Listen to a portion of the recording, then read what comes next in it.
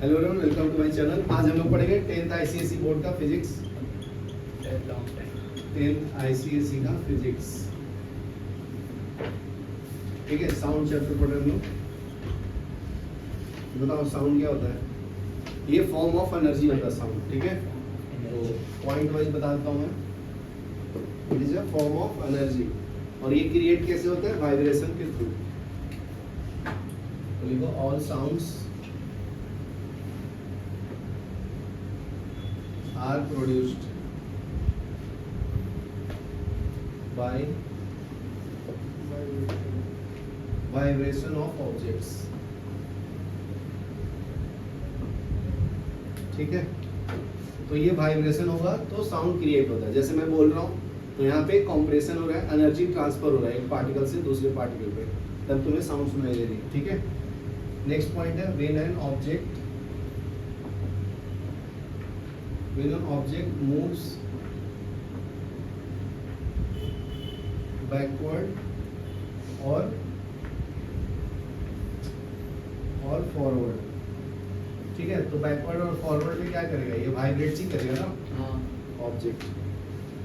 Then it produce sound, it produce sounds,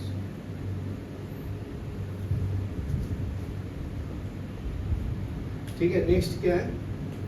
The molecule around it vibrate and set up a sound wave. तो उसके पास के जो molecules है, यहाँ पे जो एयर का मोलिक्यूल्स है वो क्या कर रहा है? एनर्जी ट्रांसफर कर रहा है एक पार्टिकल से दूसरे पार्टिकल को। इसको हम लोग वाइब्रेशन भी बोलते हैं। तो ये भी लिख लो, the molecules around it vibrate and set up a sound wave, a sound wave, ठीक है। तो ये साउंड वेव का मैं डिफिनेशन बता दिया हूँ। तो basically it is a vibration of the molecules and it transfer the energy from one particle to another particle, ठीक है। तो there are two types of wave motion. तो अपने को दो टाइप्स के वेव मोशन पढ़ना है, transverse wave and longitudinal wave. तो लिख लो, there are two types of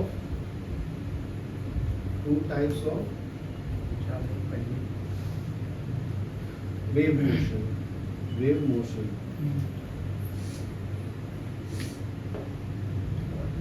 transverse wave and longitudinal wave, ठीक है।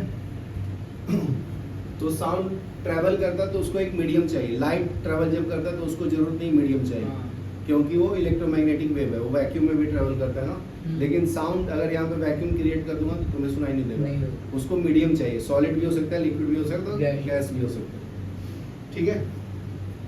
तो नेक्स्ट लिखो, propagation of sounds wave require a material medium. Propagation of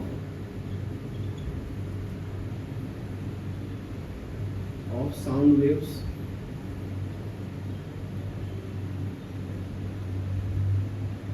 requires a material medium, ठीक है। तो नेक्स्ट पॉइंट देखो, तो मीडियम कुछ भी हो सकता है, सॉलिड मीडियम हो सकता है, लिक्विड हो सकता है और गैस भी हो सकता है, ठीक है। The speed with which sound wave is propagated depends on the density and temperature। अगर हाई डेंसिटी रहेगा, सॉलिड पार्टिकल्स है तो टाइटली बॉन्डेड होता है ना एटम्स, तो उसमें साउंड का स्पीड बहुत ज्यादा होगा, मैक्सिमम होगा, ठीक है। तो इसलिए बोलता है कि डेंसिटी हाई होगा तो स्पीड ऑफ साउंड हाई होगा। टेम्परेचर के ऊपर भी डिपेंड करता है, हाई टेम्परेचर रहेगा तो फास्ट मूव करता है, ठीक है। तो लिख लो, the speed with which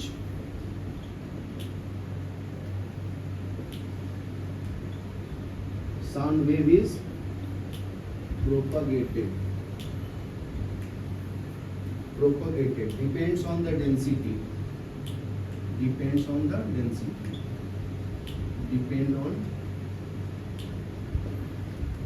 density and temperature of material, ठीक है।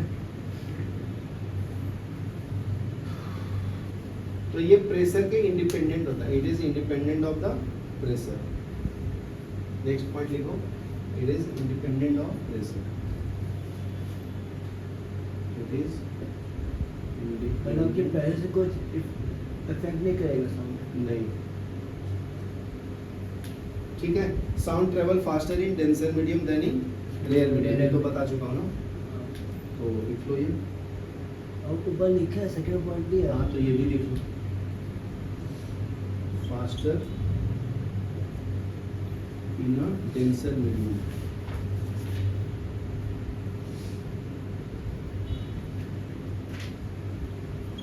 Then in a rare medium, ठीक है। ये पॉइंट लिख लो, नेक्स्ट बताता हूँ, यहाँ पे लिख देता हूँ। देखो, sound travel faster in moist air than in dry. Moist में क्या होगा, पार्टिकल्स ज्यादा होंगे ना, तो फास्ट ट्रेवल करेगा क्योंकि वो लिक्विड फॉर्म में हो गया ना। ड्राई फॉर्म में गैस होता है गैस खाली, तो लिक्विड में फास्ट ट्रेवल करता है। तो ये पॉइंट लिख लो, 6th पॉइंट यहाँ पे बताता हूँ, इसी का है।